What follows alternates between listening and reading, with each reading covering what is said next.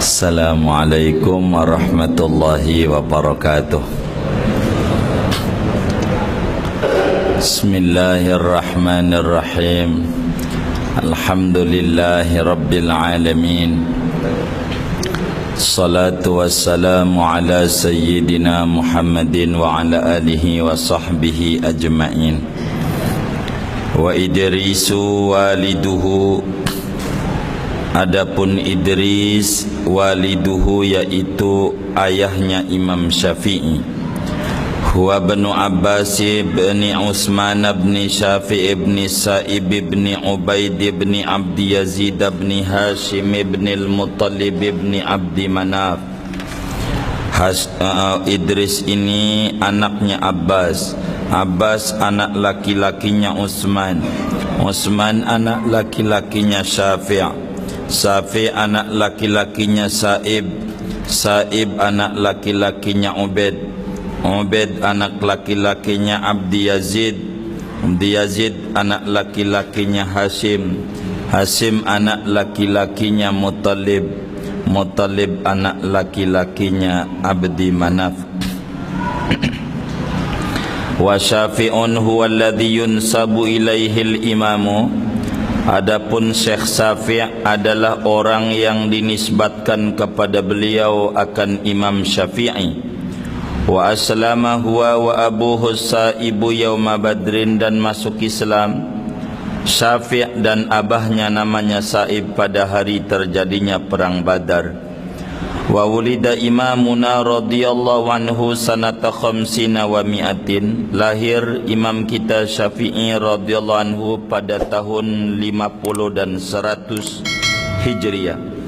Wa tuwfiya yaumal jumu'ati, dan wafat Imam Syafi'i pada hari Jumat salakha Rajab, akhir bulan Rajab, sanata arba'in wa mi'ataini, tahun 4 dan 200 Hijriyah. Wallahu a'lam bishawab.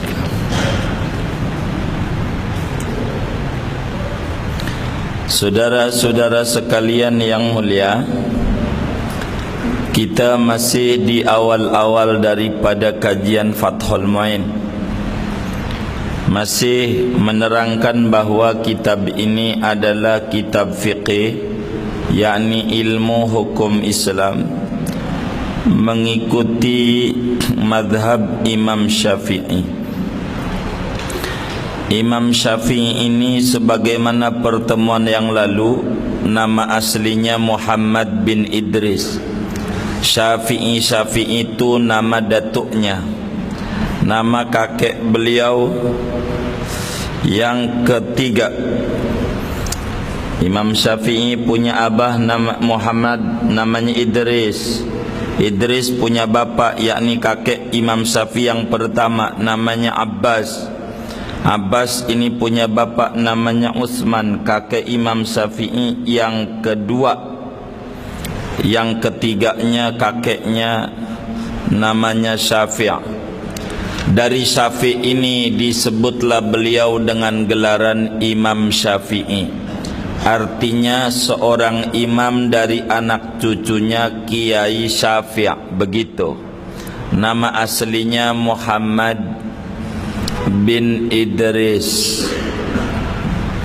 Kenapa Imam Syafi'i lebih memilih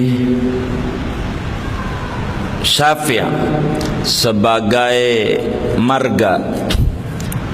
Sebab Syafi' ini sahabat Nabi.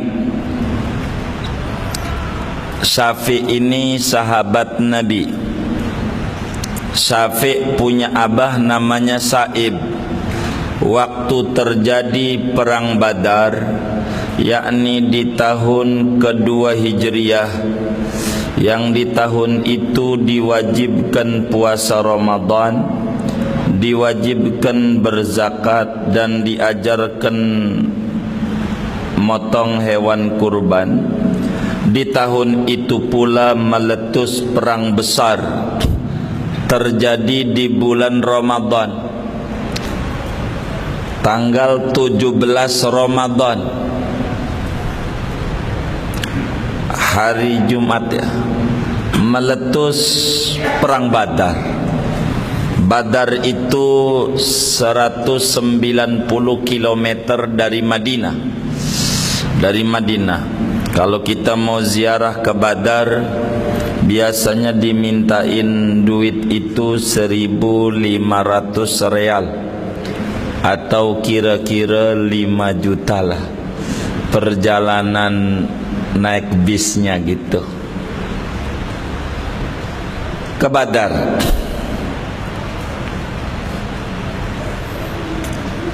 Terjadi peristiwa perang Badar, masuk Islam yang namanya Sa'ib.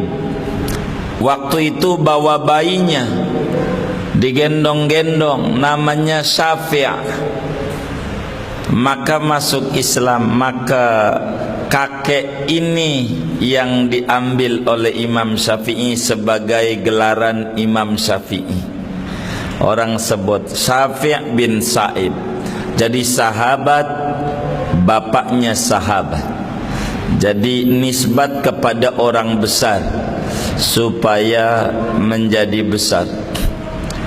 Dan memang Imam Syafi'i udah kita faham kemarin, abahnya yang namanya Idris aja luar biasa, emaknya yang namanya Fatimah luar biasa. Maka sesudah nikah antara Idris dan Fatimah, hidup Idris di Gaza, di Palestina yang sekarang masih pertempuran terus. Moga Allah selamatin dan cepat merdeka itu Palestina, diakui oleh seluruh dunia. Sian perang melulu. Saudara-saudara, akhirnya Imam Syafi'i lahir di Gaza, di Palestina, dengan keadaan yatim. Abahnya meninggal yang namanya Idris, yatim Imam Syafi'i. Lahir di Gaza tahun 150 Hijriah. Jadi kalau dari sekarang udah tua. Sekarang 1400 ya kan? Kan enggak 1000 tahun lebih tuh. Madhab Syafi'i itu udah berkembang luar biasa.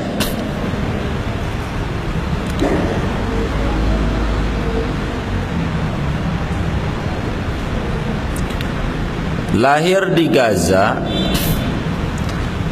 ketika usia Imam Syafi'i 2 tahun, sang ibu balik ke Mekah, di kampung di mana keluarga besar bapaknya Imam Syafi'i ada di Mekah. Kan Imam Syafi'i orang Quraisy.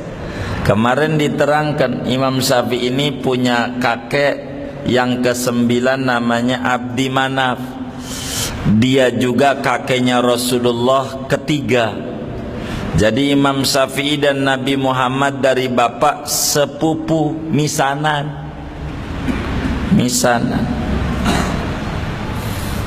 Imam Syafi'i umur 2 tahun dari Palestina dibawa ke Mekah oleh sang ibu. Hidup di Mekah dengan keadaan miskin, bukan berangkat dari keluarga kaya raya. Jangan dikata ini imam hebat dari keluarga kaya raya, keluarga miskin.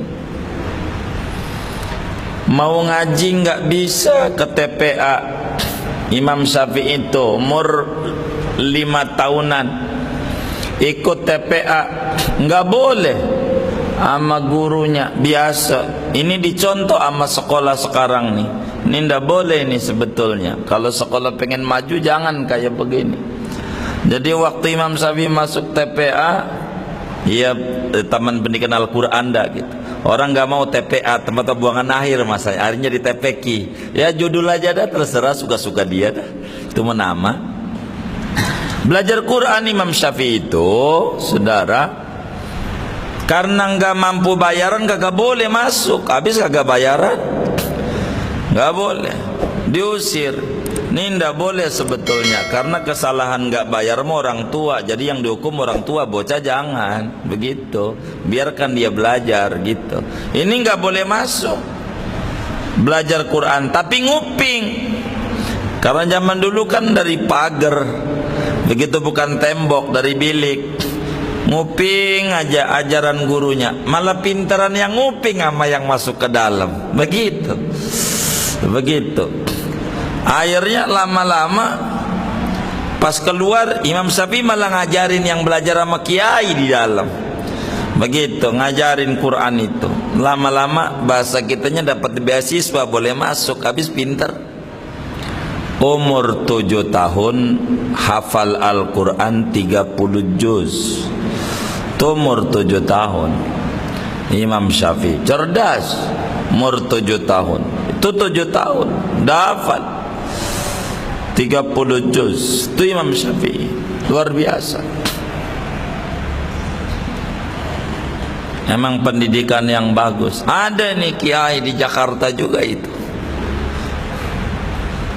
anaknya 12 anaknya.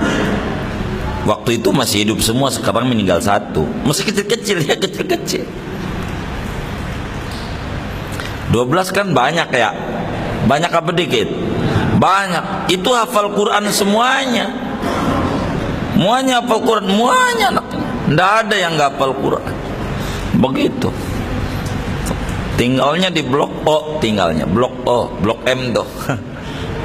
Blok O, samping Polri, Sekolah Tinggi Polri. Ada masjid namanya Syarif Hidayatullah. Yai Muhid namanya, almarhum Dr. Abdul Muhid Abdul Fattah, Kiai Muhid. Itu anaknya hafal Quran semuanya. Tidak ada yang nggak hafal Quran. Yang umur 7 tahun udah 20 juz anaknya. Itu orang sekarang begitu. Emang dididiknya bener, anak kita payah kita. Emang kitanya juga payah juga begitu ya. Begitu. Ini Muhid itu. Ternyata bukan beliau, emang keluarganya begitu di Jeparanya. Muanya emang keluarga Quran. Tidak ada yang nggak hafal Quran keluarga besarnya. Kakaknya, abahnya, ibunya emang begitu ya. Emang luar biasa. Allah yarham, luar biasa itu ya Muhid. Semoga Allah terangi kuburnya. Jadi Imam Syafi'i hafal Quran umur 7 tahun 30 juz. Kita alhamdulillah udah umur 70 tahun. Quran doang hafal nggak? Quran doang. Oh iya, Quran doang hafal. Quran gitu ya. Iya. Ini mah Al-Quran 30 juz Imam Syafi'i. Coba. Ya Rabbana ya Karim, moga-moga kita dianugerahi anak-anak yang kayak model begini, saudara. Tuh, kita udah zaman akhir. Payah. Imam Syafi'i itu umur 7 tahun hafal Quran 30 juz. Terus belajar sama kiai-kiai Mekah. Banyak gurunya, ngaji kemana-mana. Imam Syafi'i di Mekah kala itu di umur 10 tahun Imam Syafi'i dapetin naskah pinjem dari temannya, kitab hadis yang luar biasa. Tidak ada kitab hadis yang paling sahih di muka bumi kecuali kitab itu di zamannya. Imam Bukhari belum lahir, belum. Namanya Al-Muwatta, karya Imam Malik. Malik bin Anas, ulama besar Madinah. Imam Malik minjem sama temannya naskah Al-Muwatta. Al-Muwatta itu kumpulan hadis. Muwatta itu artinya disepakati oleh seluruh ulama tentang kesohihannya. Namanya Muwatta, seiya sekata ulama. Sampai Raja Harun ar-Rasyid, dinasti Abbasiyah ke-6, bilang sama Imam Malik waktu itu, pengarangnya, Kiai, saya bakal wajibin seluruh dunia Islam menggunakan hukum Islam pakai kitab Anda saja. Saking seluruh ulama mengatakan iya. Cuman kata Imam Malik, jangan, ilmu Nabi bukan ini aja, masih banyak di dada-dada orang. Jangan mempersempit Islam yang luas. Begitu Imam Malik. Imam Syafi'i luar biasa, saudara, semangat belajarnya. Ini orang memang otaknya cerdas. Di umur 10 tahun itu kitab Al-Muwatta yang kurang lebih hadisnya ada 4.000. Itu dihafal oleh Imam Syafi'i. Hafal, umur 10 tahun udah hafal kitab induk hukum namanya Al-Muwatta. Enggak tanggung-tanggung, saudara. Imam Syafi'i hafalin Muwatta nih di umur 10 tahun. 9 hari 4.000 hadis itu nyangkut di pala. Sedang kitab hadis itu bukan ngapalin hadis tolabul ilmi, bukan, sanad-sanadnya. Kayak Imamul Bukhari bilang haddasanal Humaydiyu qala haddasana Sufyanu yakni Ibnu Uyainata qala begitu. Saya punya guru namanya Anu bin Anu dapetin dari guru Anu, sampailah dari Umar bin Khattab. Umar bin Khattab punya guru Rasulullah, Rasul ngomong begini, innamal a'malu binniyat. Terus lagi saya punya guru Anu, itu 4.000. Ngapalin nama orang nggak salah-salah, gurunya ini, yang ini gurunya ini, sampai Nabi, sampai hadisnya. Itu 9 hari, saudara. Umurnya 10 tahun. Ya Allah, kita mau umur 10 tahun masih nyolongin pisang punya tetangga, kebunnya begitu, ndak jelas hidupnya. Ini emang terlatih dari kecil, emang betul-betul diproduksi bagus, dari bibit yang bagus, ladang yang bagus. Kita udah bercerita bagaimana emaknya namanya Fatimah radhiyallahu anha, bagaimana abahnya namanya Idris radhiyallahu anhu, luar biasa dari kehidupannya kemarin. Wajar itu punya anak, emang abahnya begitu dari muda, emaknya begitu bagusnya. Maka punya anak umur 7 tahun hafal Quran 30 juz, umur 10 tahun hafal kitab Al-Muwatta dalam jangka 9 hari. Karena demen nama kitab Al-Muwatta, Imam Syafi'i kala itu gubernur Mekah, masih kerabatnya suku Quraisy, masih lapor sama kerabatnya pengen mondok sama Imam Malik di Madinah. Jadi akhirnya karena masih kerabat, dikirim surat kepada gubernur Madinah untuk disampaikan bahwa ini ada keluarga dari suku Quraisy namanya Idris, ini pengen mondok sama Imam Malik. Begitu. Akhirnya Imam Syafi'i diantar menuju Madinah di usia 10 tahun. Setelah Mekah Madinah waktu itu, sekarang aja jauh, mobil 6 jam. Apalagi zaman dulu, tuh mondok jauh. Imam Syafi'i pisah sama orang tuanya, ya pisah kudu mondok. Begitu. Jangan anak dikekepin aja, susah. Padi itu kalau dikumpulin kagak tumbuh-tumbuh subur. Kalau pengen subur kudu dipisah-pisah baru dapat banyak. Pondokin, kalau dikekepin orang tua enggak tumbuh-tumbuh, enggak hidup. Maka Imam Syafi'i datang, saya singkat, ke Madinah, datang ke rumah gubernur Madinah, masih kerabatnya juga, masih suku Quraisy kala itu.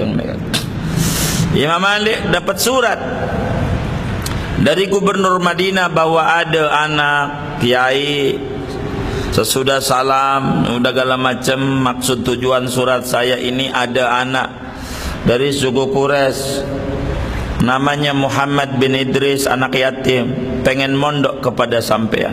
Isi suratnya.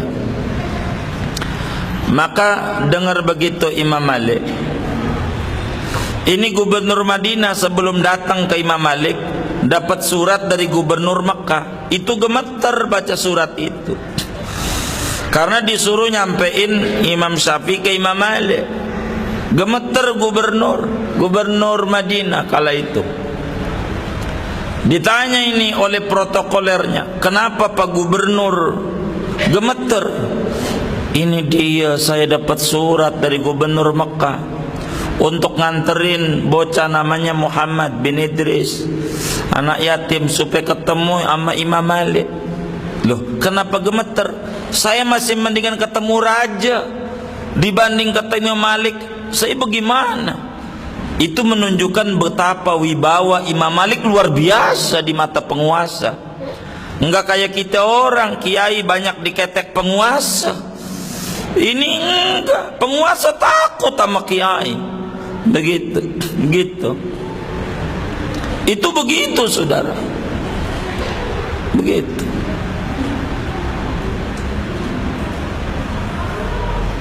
Orang dikata ittabi'ul ulama'a fa innahum masabiqud dunya wa surujul akhirah ma lam yukhalitu sultan. Ikuti ulama, sebab ulama itu surujud dunya wa masabiqul akhirah, pelita di dunia dan pelita untuk di akhirat, selama mereka tidak bergaul dengan penguasa. Repot, sudah. Jadi penguasa itu paling takut sama kiai, gemeternya setengah mati. Tapi ini masalahnya tugas. Maka datang Gubernur Madinah kepada Imam Malik, bawa Imam Syafi'i ke sono. Maka kemudian datang, ini ada bocah diutus daripada Gubernur Mekah untuk belajar kepada sampean. Begitu kata Gubernur Madinah. Kata Imam Malik, ngaji mau nggak perlu pakai gubernur mondok, mengaji aja. Begitu kata Imam Malik. Begitu. Kemudian bocahnya aja suruh datang. Imam Syafi'i kala itu datang pagi ke rumah Imam Malik radhiyallahu anhu. Imam Malik ini orang luar biasa, saudara. Ini kiai paling hebatnya kiai di zamannya Imam Malik. Disebut Imamu Daril Hijrah, gegendotnya kiai di Madinah. Imam Malik adabnya luar biasa. Sebab Imam Malik setiap malam tidurnya tidak pernah luput, tiap malam mimpinya ketemu Nabi Muhammad sallallahu alaihi wasallam. Tiap malam. Itu Imam Malik tiap malam kalau tidur ngimpi ketemunya Nabi melulu. Enggak kayak kita menjangan Nabi ketinggian. Begitu, orang tua aja jarang gondorua orang jelas. Ini orang bening hatinya. Tiap malam mimpi selalu ketemunya Nabi Muhammad sallallahu alaihi wasallam. Imam Malik. Kenapa? Adabnya luar biasa Imam Malik. Adabnya. Imam Malik di Madinah tidak pernah pakai sendal, tidak pernah pakai sendal, padahal sendalnya bagus-bagus. Kenapa? Saya pengen kaki saya nempel di bumi yang pernah diinjak oleh Nabi dan oleh para sahabat. Biar kaki saya nempel di kaki yang pernah diinjak oleh sahabat. Imam Malik namanya tabarruk, meminta barakah. Itu Imam Malik sampai begitu. Sampai Imam Malik, saudara, kalau pengen kabur dari Madinah itu kira-kira jarak 1 kilo sampai 2 kilo, saudara. Sampai 2 kilo kalau pengen padahal rumahnya nggak jauh dari Masjid Nabawi. Kalau jauh. Kenapa? Saya nggak mau dekat dengan Nabi. Begitu, saudara. Ini adab luar biasa Imam Malik. Saya tidak cerita Imam Malik karena nanti panjang. Saya cerita Imam Syafi'i dengan Imam Malik. Waktu datang ke rumahnya, ketok rumahnya, khadimnya Imam Malik keluar. Siapa sampean? Muhammad bin Idris, pengen ngaji. Kemudian itu kalau ngaji mah kata ini ama orang baru mah ama murid-murid guru aja, jangan langsung guru, begitu ama murid-murid guru aja, tapi pengen ketemu guru dulu, begitu kata Imam Syafi'i. Maka ketemu sama Imam Malik, umurnya baru 10 tahun Imam Syafi'i. Temu sama Imam Malik. Waktu ketemu Imam Malik, saudara, Kata Imam Syafi'i ditanya, "Masmuk, namamu siapa?" "Nama saya Muhammad." Imam Malik langsung melihat ini bocah ada tanda-tanda bakal orang besar. "Muhammad, pada dirimu ada tanda-tanda kebesaran. Jangan lumuri dirimu dengan kemaksiatan, supaya cahaya pada dirimu tidak pupus." Begitu pesan awal Imam Malik kepada Imam Syafi'i. Maka kata Imam Syafi'i, "Saya pengen ngaji, guru."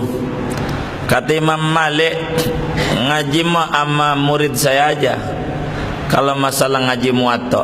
Kata Imam Syafi'i, "Saya udah hafal, guru." Udah hafal. Muridnya aja yang mondok lama belum hafal. Begitu, enggak hafal. Ini murid baru hafal. Begitu, belum ngaji udah hafal sama kitab gurunya. Begitu. Coba baca Muhammad, baca haddatsana Yahya, baca muwatta dibaca. Loh, di luar kepala. Akhirnya Imam Malik demen ini sama murid. Jadi kalau ngajar mukrinya Imam Syafi'i, baca Syafi'i, begitu.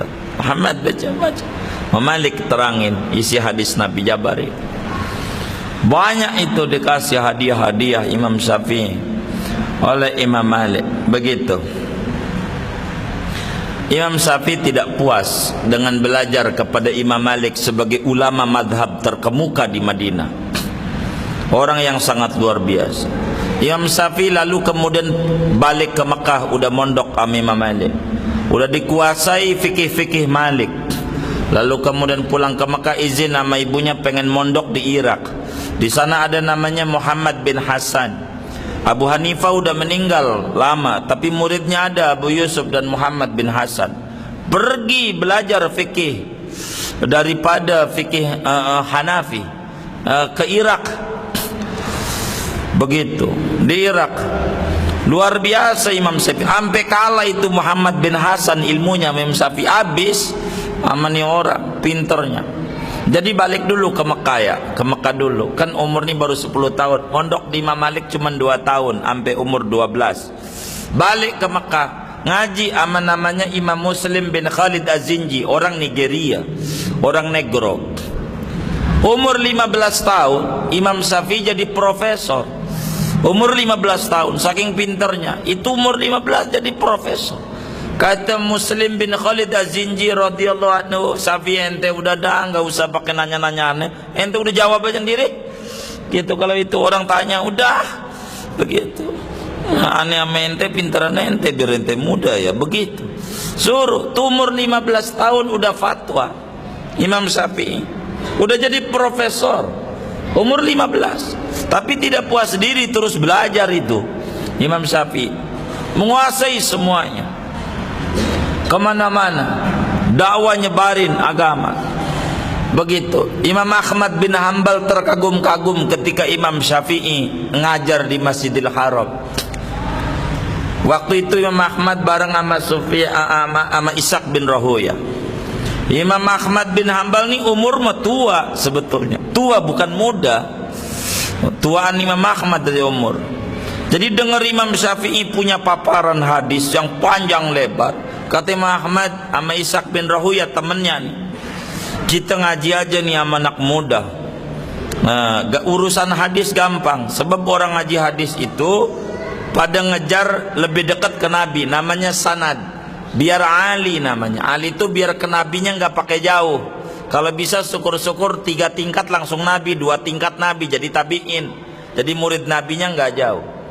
Kata Ishaq bin Rahuya, "Enggak ada, aneh mau ngejar hadis saja." Kata Imam Ahmad bin Hanbal, "Enggak, biarin hadis mah, walaupun sanadnya nazil, jauh dari Nabi masih bisa dapat. Tapi ilmu ini orang luar biasa." Ngaji Imam Ahmad dan Imam Syafi'i itu muridnya. Imam Syafi'i akhirnya pergi ke Irak. Begitu belajar sama Irak, balik ke Mekah lagi, ngajar ke Yaman. Imam Syafi'i ini kemana-mana mondok, balik lagi ke Mekah ke ibunya. Ada cerita menarik ini dari Yaman. Ketika ngajar ke Yaman, duitnya banyak banget duitnya. Dapat duit banyak Imam Syafi'i. Banyak uangnya. Ketika dapat uang banyak sebelum masuk Mekah, ketemu ada perkampungan yang dilanda kemiskinan. Orang kelaparan semuanya. Akhirnya Imam Syafi'i bikin tenda. Diundang orang-orang supaya datang ke tendanya Imam Syafi'i. Bagi-bagi tuh duitnya. Habis. Duit itu miliaran. Habis. Imam Syafi'i dibagi-bagi sama orang fakir miskin yang lagi pada kelaparan bagi. Pulang ke Mekah enggak bawa duit, barang 1.000. Pulang ke Mekah, nyampe sama ibunya namanya Fatimah. Dia bilang sama ibunya, "Mak, saya ini hasil dakwah dari ini dari Yaman, miliaran duitnya. Tapi saya lihat ada satu perkampungan dilanda kelaparan di pinggiran Mekah. Jadi saya akhirnya bikin tenda. Tidak jadi langsung masuk pulang, bagi-bagi uang. Mak, jadi uangnya habis. Enggak ada barang 1.000 ini, Mak. Gimana?" Kata Imam Syafi'i, "Sebab saya bagi-bagi sama orang pada kelaparan, dah tega." Kata ibunya, bilang begini nih, ibunya.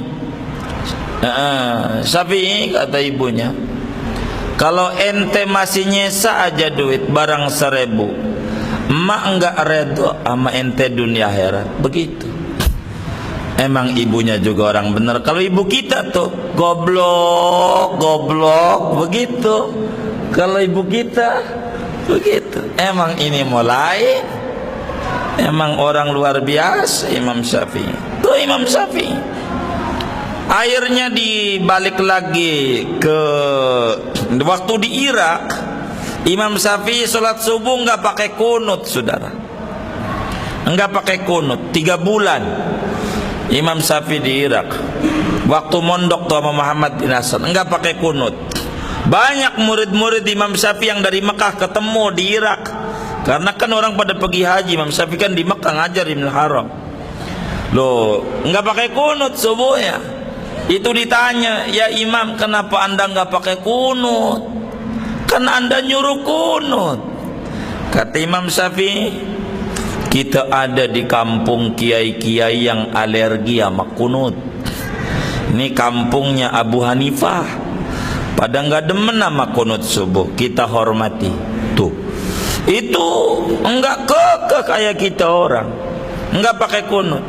Ziarah Imam Syafi'i, ziarah kalau enggak ngerti tentang fikih Hanafi, itu ziarah ke kubur Abu Hanifah, baca kitab, ziarah sampailah beliau faham. Akhirnya saya mau nyingkat biar enggak panjang cerita Imam Syafi'i. Imam Syafi'i bangun madhabnya di Irak. Itu sesudah itu Imam Syafi'i pergi ke Mesir. Gurunya banyak di Irak. Imam Waqi' itu di Irak lama. Hebat ini kiai Imam Waqi'. Tapi Imam Waqi', Imam Syafi'i waktu di Irak, Imam Waqi' dakwah ngajarin Quran di Mesir. Jadi Imam Syafi'i pun akhirnya ke Mesir. Luar biasa sambutan orang di Mesir. Akhirnya dibangun kembali madhab ini di Mesir. Dan diamandemen beberapa pendapat yang kemudian dapetin hadis yang jauh lebih sahih lagi. Sehingga dibangun dengan madhab jadidnya. Begitu ada revisi begitu daripada madhab Syafi'i oleh Imam Syafi'i. Ketemu gurunya Imam Waqi', ziarah ke Imam Waqi', ngadu Imam Syafi'i sama Imam Waqi'. Ketika hafalannya terganggu, kata Imam Syafi'i, "Guru, bagaimana hafalan saya ini kok banyak yang rada nyangkut?" Kata gurunya, "Syafi'i, tinggalin maksiat." Dalam sebuah gubahan syairnya Imam Syafi'i bilang, "Syakautu ila waqi'in su'a hifdhi fa arsyadani ila tarkil ma'asi fa akhbarani bi anna al-ilma nurun wa nurullahi la yuhda li'asi." Radhiyallahu anhu. Kata Imam Syafi'i, "Aku mengadu kepada guruku namanya Syekh Waqi' bin Jarrah. Makamnya enggak jauh dari makam Imam Syafi'i." Ini teman kita ini Bang Fadli pernah ziarah ke makam Imam Waqi'. Dari pinggir jalanan enak ziarah Imam Waqi'. Di Kota Mati namanya, Fustat namanya. di Mesir. Itu kata Imam Syafi'i, saya ngadu sama saya punya guru namanya Waqi' tentang buruknya hafalanku. Guru bilang tinggalin maksiat. Maksiat apa ini? Jadi sebetulnya Imam Syafi'i ingat kesalahan itu satu. Waktu beliau jalan ada perempuan naik kuda jatuh, nyingkap kelihatan betisnya. Itu doang tuh, kelihatan betis doang tuh sekali, ngeganggu sama hafalan. Ini yang membuat kita kagak hafal-hafal di ngaji bertahun-tahun, pegel doang nih. Liatin begituan melulu kita. Itu sekali doang gak sengaja itu. Imam Syafi'i nangis sama gurunya. Itu kayak begitu. Imam Syafi'i luar biasa itu Imam Syafi'i. Akhirnya sampailah Imam Syafi'i dakwah di Mesir, sampai akhirnya Imam Syafi'i meninggal di Mesir pada bulan Rajab, Jumat terakhir Rajab, tahun 204 Hijriah. Jumat terakhir bulan Rajab tahun 204, berarti dalam usia 54 tahun Imam Syafi'i itu meninggal dunia dengan murid yang banyak. Muridnya banyak, dengan karya yang dibukukan. Ada Harmalah, ada Imam Muzanni, ada Imam Rabi' Al-Muradi, dan ada Al-Buaiti. Ini murid besar Imam Syafi'i yang membukukan daripada ilmu-ilmu Imam Syafi'i. Luar biasa. Jadi jangan dikata sembarangan. Imam Syafi'i ini saudara, di dalam kehidupannya kalau bulan Ramadan baca Qur'annya sehari 2 kali khatam. Jadi sebulan tuh 60 kali khatam. Jangan dikata Imam Syafi'i ini orang sembarangan. Begitu, banyak orang itu anti madhab itu. Ada banyak murid-murid daripada yang disebut Muhaddisul Asri Al-Albani. Itu kayak begitu menghina madhab. Ini saudara, ini madhab Syafi'i luar biasa. Imam Syafi'i itu 60 kali khatam Quran. Itu di bulan Ramadan di luar solat. Kalau di solat jangan ditanya. Itu Imam Syafi'i sehari 2 kali khatam Quran. Kalau tidur malam dibagi 6 jam buat ngajar, 6 jam buat tidur, 6 jam buat tahajud. Itu Imam Syafi'i tiap malamnya. Itu luar biasa Imam Syafi'i, hidupnya dengan ilmu. Jadi tidak boleh kita kata sembarangan ini Imam Madhab. Imam Syafi'i itu orang yang luar biasa. Begitu. Imamul Ghazali takut semua ulama. Murid-muridnya hebat-hebat Imam Syafi'i. Begitu. Jadi madhab Syafi'i ini bukan sembarangan madhab. Dan syukur sama Allah subhanahu wa ta'ala, saudara, Islam yang datang ke kita punya negeri ini datang dengan ulama-ulama yang bermadhab Syafi'i. Sehingga dari awal kemerdekaan kita punya negeri, semuanya bermadhab Syafi'i. Hukum-hukumnya itu yang dibuat di zaman Pak Harto itu yang disebut hukum perkawinan Indonesia nomor 1 tahun 1974. Itu undang-undang perkawinan itu mengacu pada literatur Syafi'i, saudara. Ini luar biasa Imam Syafi'i ini. Punya kepribadian, orang yang sangat luar biasa.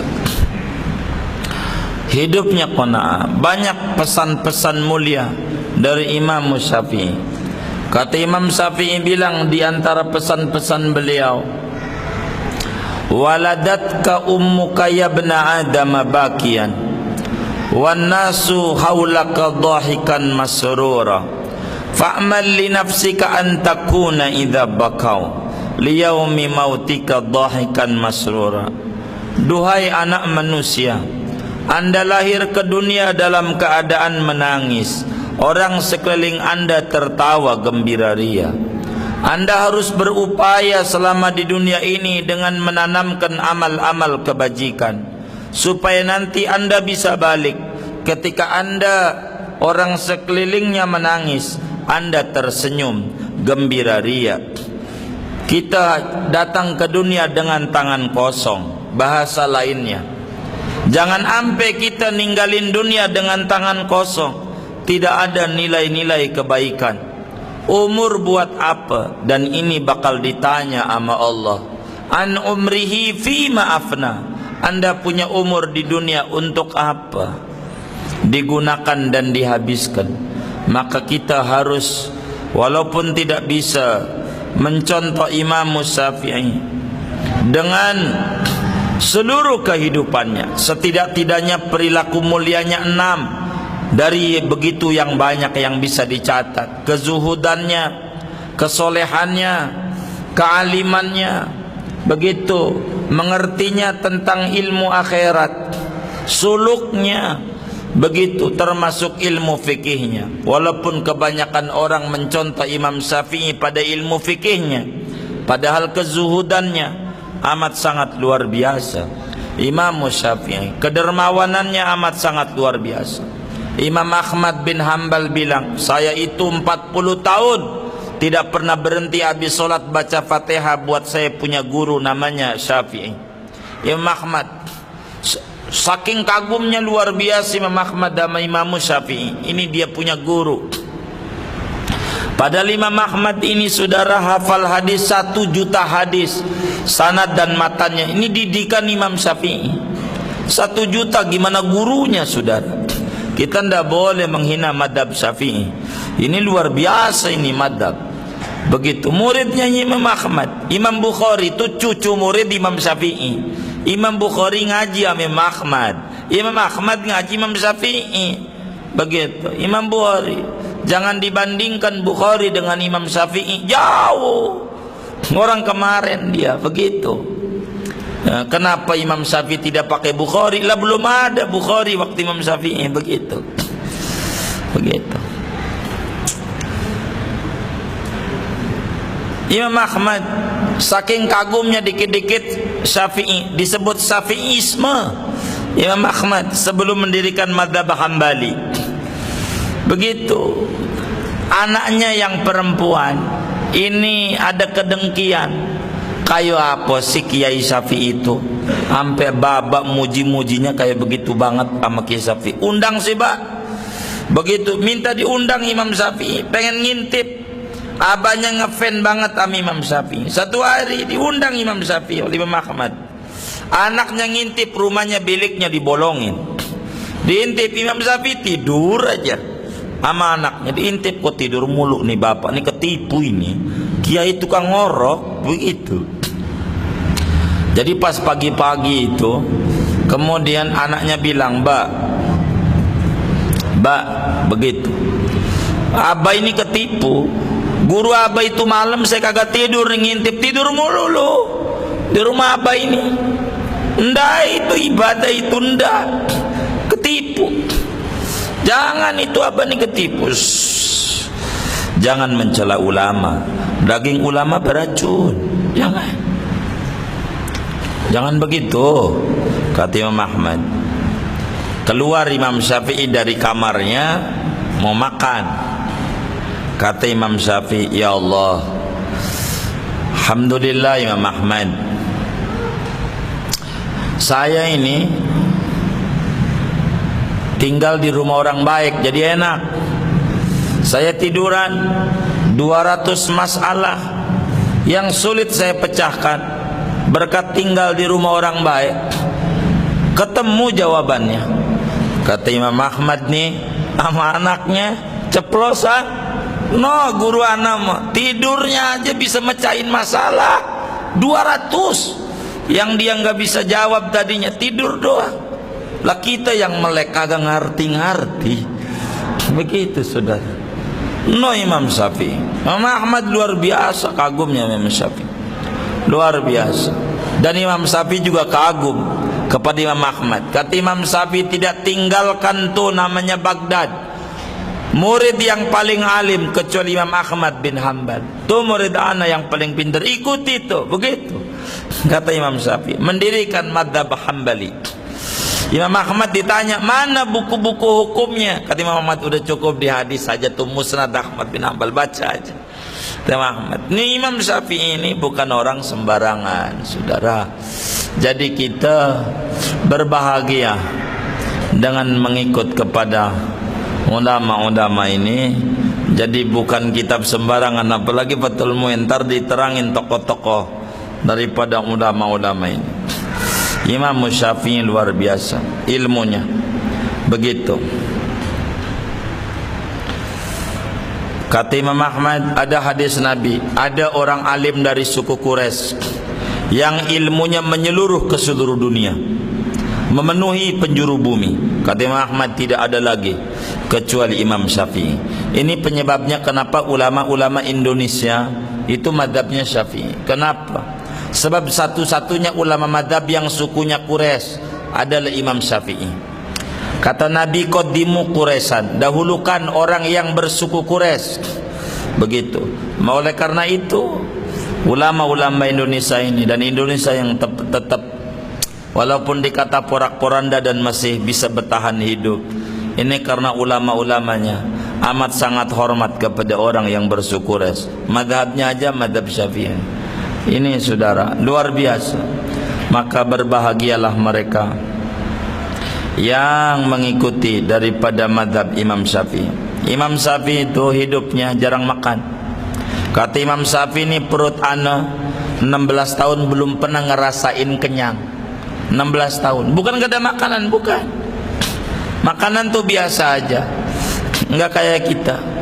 Makan mulu begitu. Ini Imam Syafi'i. Sebab perut kenyang itu sulit sama ilmu. Jadi enggak jarang makan. Imam Syafi'i kalau makan dikit, kata orang Jawa nasi kucing, bukan nasi lauknya kucing, makannya dikit, gitu. Inilah Imam Syafi'i jadi pinter, makannya dikit. Kalau kita ini yang jadi kagak nyangkut-nyangkut ilmu, dikit-dikit makan.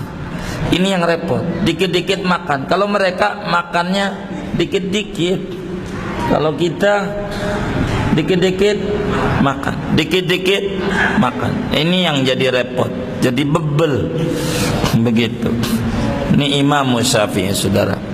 Inilah kitab kita ini, Fathul Mu'in, mengacu hukumnya, merumus dan mengikuti kepada mazhab Syafi'i, yakni Quran dan hadis yang difahami, dipilih oleh Imam Syafi'i radhiyallahu anhu.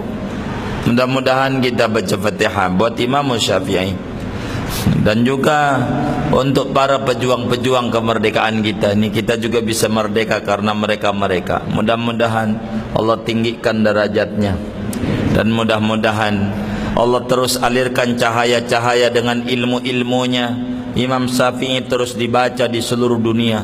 Mudah-mudahan Allah Subhanahu wa taala curahkan kepada kita, keluarga kita, anak keturunan kita, semuanya menjadi orang-orang saleh dari keberkahan Imam Syafi'i, dan mudah-mudahan semuanya menjadi muslim ila yaumil qiyamah. Al-Fatihah.